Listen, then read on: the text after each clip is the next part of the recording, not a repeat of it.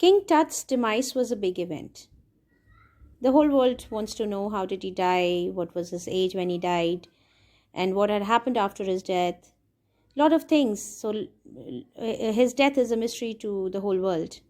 But King Tut's demise was a big event even by royal standards. He was not an ordinary citizen. He was the king, and his death was a big event. He was the last of his family's line. He was the last heir of his family's line.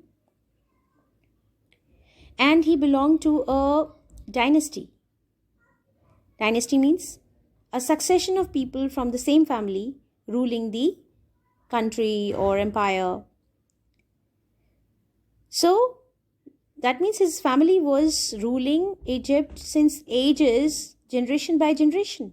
And they were very powerful people. His family was very powerful family. His dynasty was very powerful. But he was the last heir of his powerful family, and he died under mysterious circumstances because we don't know still how he had died. And his funeral was the death rattle of a dynasty.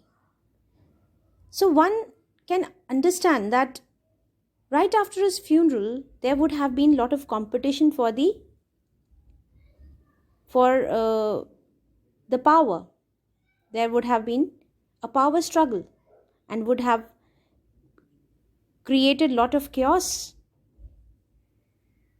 So the impact of his death would have shattered the dynasty or had caused a lot of confusion. But the particulars of his passing away and its aftermath are unclear. But nobody knows anything about how did he die, under what circumstances did he die, and what happened afterwards to the dynasty, to the empire. Aftermath means consequences, impact afterwards. So nobody knows till date. So just assumptions are made. Because he was the last heir of his family's line. He belonged to a very strong dynasty. And he died very young. So it is it's a mystery. And there is no record. So maybe there was something very mysterious about his death. Amenhotep III, Tut's father or grandfather, it is not clear whether he was Tut's father or grandfather, was a powerful pharaoh. He was a powerful king who ruled for almost 4 decades at the height of the 18th dynasty's golden age. He was the 18th in line, and it was the golden age of Egypt. His son Amenhotep IV succeeded him and when he succeeded him, he initiated one of the strangest periods in the history of ancient Egypt. Now, how strangest?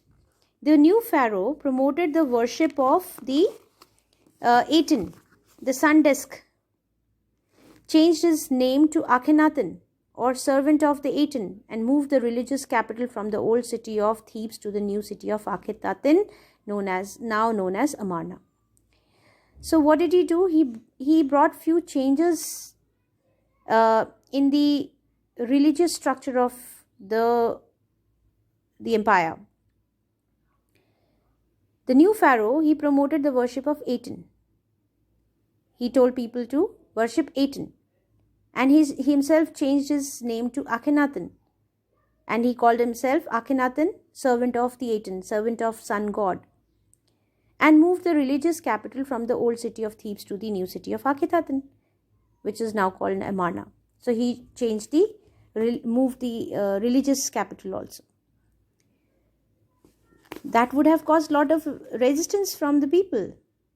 He further shocked the country by attacking Amun. It was not that he was just promoting the other god, but he further shocked the country by attacking Amun, a major god. Majority of people used to worship Amun, smashing his images and closing his temples. It must have been a horrific time, said Ray Johnson, director of the University of Chicago's Research Center in Luxor. Now, according to Ray Johnson, it must have been a horrific time because there would have been a lot of struggle. There would have been resistance from the people. There would have been a lot of bloodshed. So it must have been a horrific time. The family that had ruled for centuries was coming to an end. And then Akhenaten went a little wacky.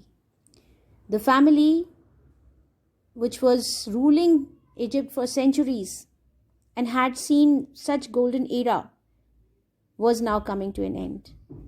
This Akhenaten had gone weird. He had gone wacky. He was behaving in a very weird, strange manner, like an eccentric. And that would have caused a lot of chaos in the empire. And a lot of changes might have occurred because of that, consequently.